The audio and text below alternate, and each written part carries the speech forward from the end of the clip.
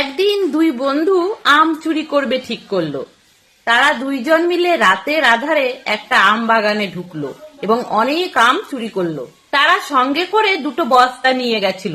চুরি করা আম ভাগাভাগি করার জন্য তারা একটা জায়গা খুঁজছিল। হঠাৎ তারা একটা কবরস্থান দেখতে পেল।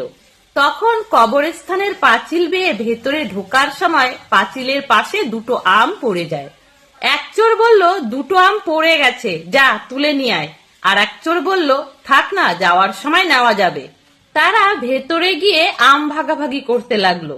এমন সময় কবরস্থানের পাশ দিয়ে যাচ্ছিল এক মাতাল। সে শুনতে পেল কবরস্থানের ভেতরে কারা যেন কথা বলছে, একটা তোর, একটা আমার। মাতাল ভাবলো ভূতেরা মনে হয় লাশ ভাগাভাগি করছে। সে ভয়তে জোরে দৌড়াতে লাগলো।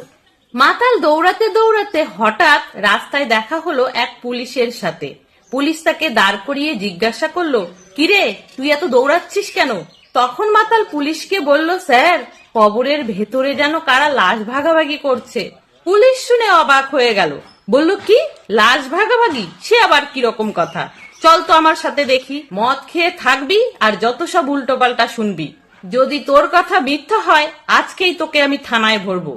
মাতাল তখন পুলিশকে পাঁচিলের পাশে নিয়ে দাঁড় করালো।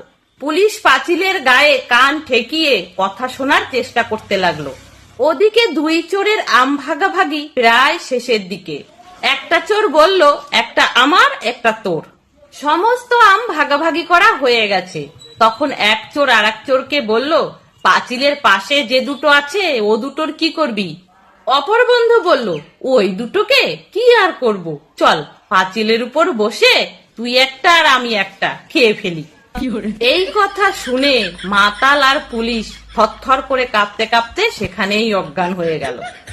তাহলে বন্ধুরা, এই ছিল ছোট্ট একটা মজার গল্প। যদি ভালো লাগে প্লিজ লাইক করে দেবেন, সাথে কমেন্টেও জানাবেন আপনাদের সুন্দর মতামত। সকলে ভালো থাকবেন, সুস্থ থাকবেন।